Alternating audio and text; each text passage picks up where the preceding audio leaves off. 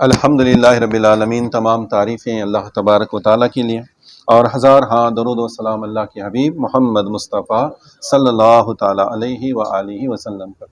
کل ہم نے ایک بہت ہی اچھا واقعہ سماعت فرمایا تھا۔ خواجہ معین الدین چشتی اجمیری رحمۃ اللہ تعالیٰ علیہ اور حضرت خواجہ قطب الدین بختیار کاکی رحمۃ اللہ تعالیٰ، اب آتے نا سمجھ۔ اس میں ایک منظر، کتنا پیارا منظر آتا۔ حضرت خواجہ قطب الدین بختیار کاکی رحمۃ اللہ تعالیٰ علیہ نماز پڑھا رہے ہیں، مغرب کی نماز۔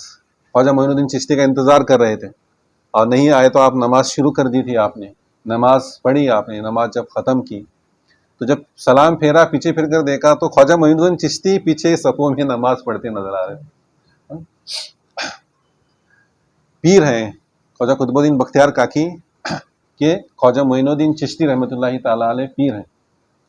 مرید نماز پڑھا رہا ہے اور پیچھے پیر ان کے نماز پڑھ رہے تھے۔ 2 رکعت ان کی باقی رہ گئی تھی، 1 رکعت انہوں نے شامل ہوئی تھی اور 2 رکعت انہوں نے الگ مکمل کی تھی۔ بہت پیارا منظر تھا، اور پیر اور مرید کی محبت بھی ہم نے کل سماعت فرمائی تھی۔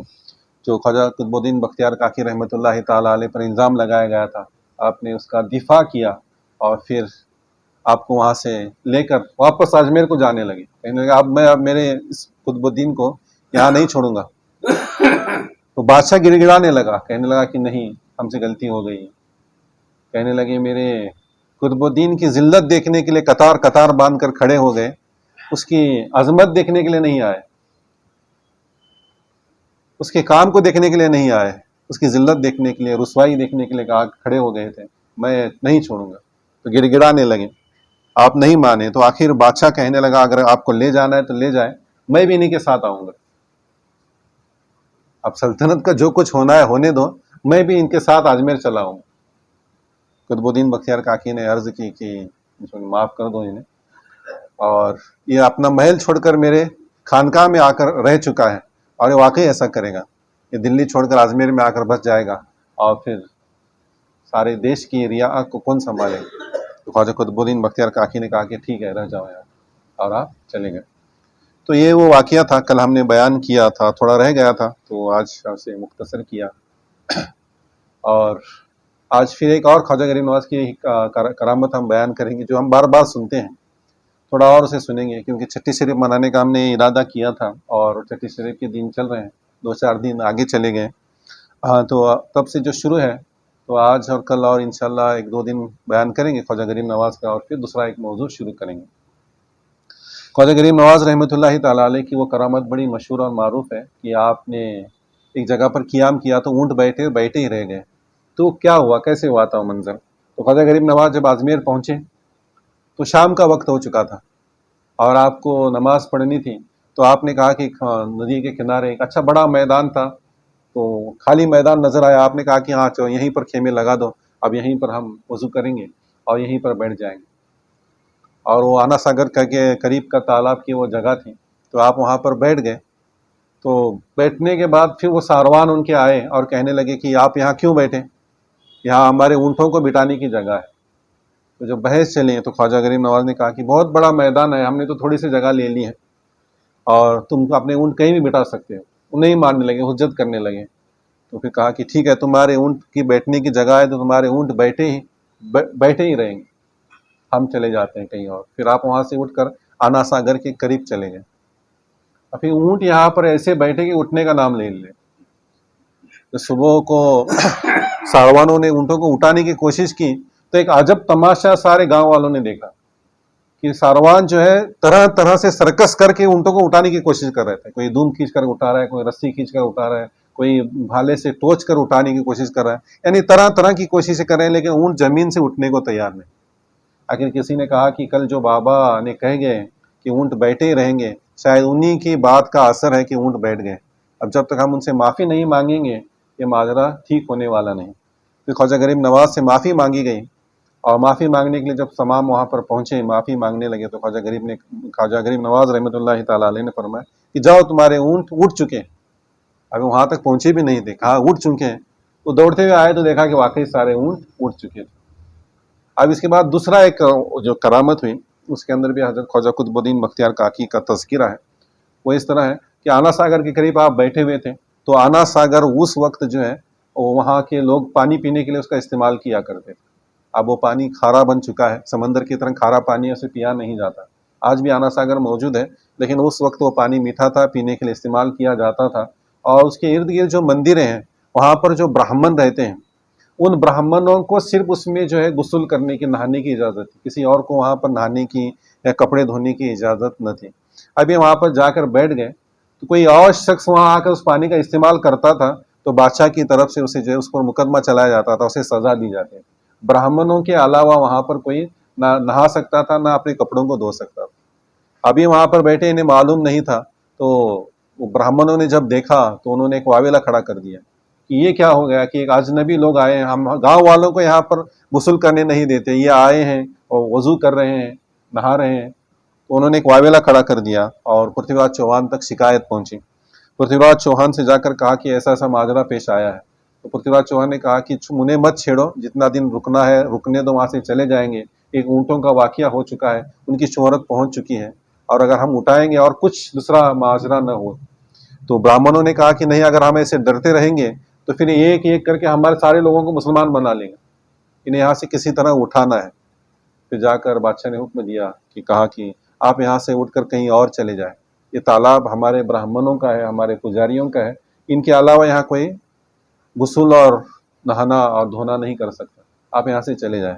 تو خواجہ غریب نواز نے کہا کہ ٹھیک ہے، ہم چلے جائیں گے، لیکن ہم تھوڑا پانی لے لیتے ہیں۔ تو براہمنوں نے کہا کہ ٹھیک ہے، پانی لے لینا، لیکن تمہارا برتن ہی اس میں ڈوبنا چاہیے، تمہارا ہاتھ اس میں نہیں ڈوبنا چاہیے، تمہارے ہاتھ ڈبو کر ہمارے آنا ساگر کو گندا نہ کریں۔ تو خواجہ قطب الدین بختیار کاکی نے، خواجہ قطب الدین بختیار کاکی کو خواجہ معین الدین چشتی رحمۃ اللہ تعالی علیہ نے اپنا کاسا دیا، کاسا ایک برتن دیا، اور کہا کہ جاؤ اس کاسے میں اس پانی کو بھر لے آؤ، اور صرف کاسا ڈبونا، ہاتھ نہ ڈبونا۔ وہ خواجہ غریب نواز کا کاسا لے کر خواجہ قطب الدین بختیار کاکی گئے تھے۔ خواجہ قطب الدین بختیار کاکی گئے اور انہوں نے آنا ساگر کے پاس جا کر اس کاسے کو اس آنا ساگر کے پاس رکھا، تو ابھی کاسا کو پانی میں ڈبونے سے پہلے ہی سارا پانی اس کاسے میں آنا شروع ہو گیا، اور سارا پانی اس کاسے میں چلا ہے۔ آنا ساگر میں نیچے کی ریت نظر آنے لگی، اور پھر سب طرف جو ہے تراہی مام مچ گیا، یعنی لوگ واویلا کھڑا کر دیا کہ اب ہمارا پانی چلا گیا، ہم پانی کہاں سے پئیں۔ تو پھر واپس ان سے معافی مانگی گئی خواجہ غریب نواز رحمۃ اللہ تعالیٰ علیہ سے۔ خواجہ غریب نواز رحمۃ اللہ تعالیٰ علیہ نے قطب الدین بختیار کاکی سے وہ کاسا لیا اپنے ہاتھ میں، اور لے جا کر واپس اس آنا ساگر میں اونڈیلا، تو پھر سے وہ سارا آنا ساگر بھر گیا۔ لکھنے والوں نے لکھا ہے اس منظر کو، یہ منظر آسان ہمیں نظر آتا ہے، ایک کرامت نظر آتی ہے، لیکن لکھنے والے نے اس انداز سے لکھا ہے کہ جیسے خواجہ معین الدین چشتی رحمۃ اللہ تعالیٰ علیہ نے اپنا کاسا اس آنا ساگر میں اونڈیلا اور سارا آنا ساگر بھر گیا، اسی طرح جیسے انہوں نے کاسا اونڈیلا تو سارے ہندوستان میں علم کی روشنی پھیل گئی، سارے ہندوستان میں ایمان کی روشنی پھیل گئی، اور لوگوں نے جو ہے ایمان قبول کرنا شروع کر دیا۔ تو یہ وہ کرامت تھی جو کل بتانی رہ گئی تھی، ہم نے سماعت فرمایا۔ اس سے درس ہمیں کیا لینا ہے؟ تو درس لینے والی بات اس میں ہمیں اتنی زیادہ نظر نہیں آتی، لیکن عشق اولیاء کرام، ہمیں اولیاء کرام سے عشق کرنا ہے۔ ہمارے عقیدے کی 5 بنیادی باتیں ہیں، ہمیں اللہ سے محبت کرنی ہے، اللہ کی عبادت کرنی ہے، اللہ کے بتائے ہوئے تمام کاموں پر عمل کرنا ہے۔ دوسرا، اللہ کے رسول سے محبت کرنی ہے، ان کے بتائے ہوئے راستے پہ چلنا ہے۔ تیسرا، اہل بیت حضور کے گھر والوں سے محبت کرنی ہے، ان کے نقش قدم پر چلنا ہے۔ اہل بیت میں کون آتے ہیں؟ حضرت علی رضی اللہ تعالیٰ عنہ، امام حسن، امام حسین اور ان کی اولاد، اور 12 امام، تو ان کے نقش قدم پر چلنا ہے، ان کے باتوں پر عمل کرنا ہے۔ اور چوتھی محبت ہے صحابہ کرام کی محبت، صحابہ کرام کی محبت بھی دل میں رکھنا ہے، ان کے نقش قدم پر چلنا ہے۔ اور 5ویں محبت جو ہے وہ اولیاء کرام کی محبت۔ اولیاء کرام کی محبت یعنی تمام اولیاء کرام جو ہیں وہ اللہ کے ولی ہیں، انہوں نے دین کی خدمت کی ہے، انہوں نے دین کو یہاں تک پہنچایا ہے۔ ہمیں ان کی محبت ہمارے دلوں میں ہوگی، ہم ان کی تعظیم کریں گے اور ان کی ساری کرامتوں کو حق مانیں گے، کسی بھی کرامت کو حقارت کی نظر سے نہیں دیکھیں گے۔ یہ ان کی محبت کا تقاضا ہے۔ یہ 5 محبتیں ہوں گی تو اہل سنت الجماعت وہ کہلائے گا، اور اہل سنت الجماعت کے طریقے پر چلنے والا وہ کہے۔ یہ 5 محبتیں جس کے دل میں ہوگی وہ سیدھے راستے پر ہیں۔ اگر اس میں سے ایک آدھ دوسری محبت چھوٹ جاتی ہے تو پھر وہ الگ راستے پر چل پڑتا ہے۔ تو یہ اہل سنت الجماعت کا جو راستہ ہے، سیدھا راستہ جسے ہم راہ ہدایت کہتے ہیں، جو اس راہ پہ چل کر ہم اللہ کی رضا حاصل کریں گے، اور جنت کا انعام حاصل کریں گے، وہ ان 5 عقیدوں پر اس کی بنیاد ہے: اللہ، اللہ کے رسول، اہل بیت، صحابہ کرام اور اولیاء کرام۔ کیونکہ 1450 سال ہو چکے ہیں دین اسلام کو آئے ہوئے۔ مکہ جیسے چھوٹے سے شہر سے جو دین اسلام نکلا تھا، تو وہ ہمارے یہاں تک پہنچنے میں 1450 سال ہو چکے ہیں۔ نہ ہم نے حضور کو دیکھا ہے، نہ حضور کی باتیں ڈائریکٹ سنی ہے، نہ ہم نے صحابہ کرام کو دیکھا ہے، نہ ان کی باتیں سنی ہے۔ ہمارے پاس جو دین اسلام پہنچا ہے تو اولیاء کرام کے ذریعے پہنچا۔ اگر وہ یہاں نہ آتے تو نہ جانے آج ہم کس مندر کی گھنٹی بجا رہے ہوتے، نہ جانے کس کی عبادت کر رہے ہوتے، نہ جانے اپنی ان مقدس پیشانیوں کو کس کے سامنے جھکا کر پامال کر رہے ہوتے۔ تو ان کا احسان ہے، ان کی محبت، ان کی عقیدت ہمارے دلوں میں ہونی چاہیے۔